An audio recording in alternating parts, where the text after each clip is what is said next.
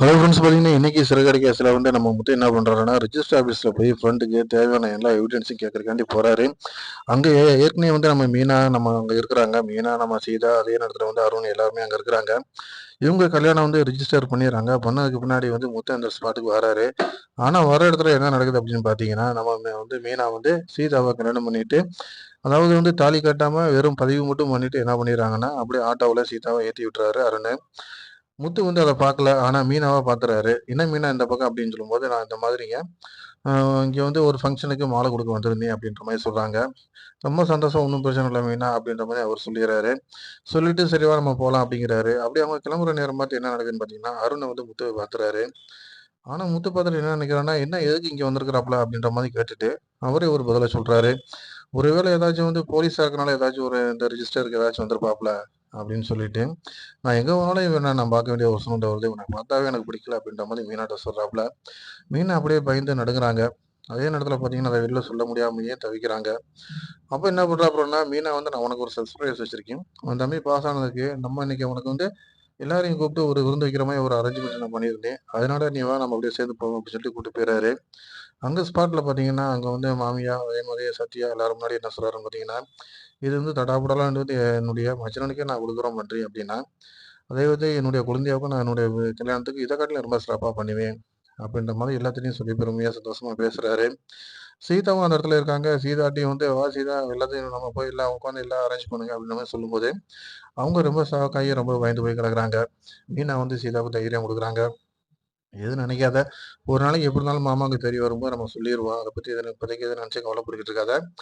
பயத்துல நீ எதுவும் வெளிக்காட்டிறாத." அப்படின்ற மாரி சொல்லி சீதாவுக்கு தைரியம் குடுக்குறாங்க மீனா. தடபுடலான்னு விருந்து நடக்கும்போது, சாப்பிட்டுக்கிட்டு இருக்கும்போது வந்தவங்கலாம் எல்லாருமே முத்துவ பாராட்டுறாங்க. "உன் மச்சினனுக்காக நீ இவ்வளோ தூரம் ரிஸ்க் எடுத்து பண்றியே, ரொம்ப ஆச்சரியமா இருக்குப்பா." அப்படிங்கும்போது, "இது மட்டும் இல்லங்க, என்னோட குழந்தையாவுக்கும் இத காட்டிலும் நம்ம சூப்பரான ஒரு விருந்து வைப்பேன். இத காட்டிலும் பிரமாண்டமா இருக்கும்." அப்படின்னு மாரி சொல்லி சந்தோஷப்படுறாரு. அப்ப அங்க முத்துக்கு தெரிஞ்சவர் என்ன சொல்றாருன்னு பார்த்தீங்கன்னா, முத்து ஏற்கனவே சீதா ஒரு பையன விரும்புதுல்ல. அவனுக்கே கல்யாணம் பண்ணி வச்சிட வேண்டியது தானே. ஏன் அப்படி பிரச்சனை பண்ற?" அப்படிங்கும்போது, "எனக்கு அத பத்திலாம் ஒண்ணும் பிரச்சனை இல்லங்க. அந்த பையன் நல்லவன் இல்ல. ஒரு குழந்தை அழுகுது அப்படின்றக்காண்டி நம்ம கேட்டதெல்லாம் வாங்கி குடுத்துற முடியாது. ஏன்னா, அது நல்லது கெட்டத நம்ம தான் எடுத்து சொல்லணும்." அப்படின்ற மாரி சொல்றாரு. சீதா அப்படியே பயந்து நடுங்குறாங்க. அதே நேரத்தில முத்து சொல்றாப்புலாம், "என் குழந்தைய பொறுத்தவரைக்கும் நல்ல ஒழுக்கமான ஒரு மாப்பிள்ளையா பார்த்து, நல்ல கிராண்டா, நல்ல வசதி உள்ள, நல்ல வேலைக்கார மாப்பிள்ளையா பார்த்து நான் குடுக்கணும். எனக்கு அதில தான் பெருமை இருக்கு." அப்படின்ற மாரி சொல்றாப்புல. அப்ப அவங்க சொல்றாங்க, "நீ இந்த மாரி யோசிக்கிற முத்து. ஒருவேளை இந்த காலத்து பிள்ளைங்க உனக்கே தெரியாம ஓடி போய் கல்யாணம் பண்ணிறலாம். இல்ல ரிஜிஸ்டர் மேரேஜ் பண்ணிறலாம். இந்த மாரிலாம் இருக்குல்ல முத்து. அதுக்கு நம்மளே பண்ணி வச்சா சிறப்பா இருக்கும்ல." அப்படின்ற மாரி வந்தவர் கேட்கிறாரு. முத்து அதுக்கு சொல்றாரு, "அப்படியெல்லாம் ஒண்ணும் கிடையாதுங்க. என் குழந்தை அப்படி ஆளல. நீயே சொல்லு சீதா. நீ அந்த மாரி பண்ணுவியா?" அப்படின்னு சொல்லி கேட்கிறாரு. சீதா ரொம்ப பயந்து நடுங்குறாங்க. அவங்க அத வெளில சொல்லாமயே அப்படியே சைலன்ட்டா இருக்காங்க.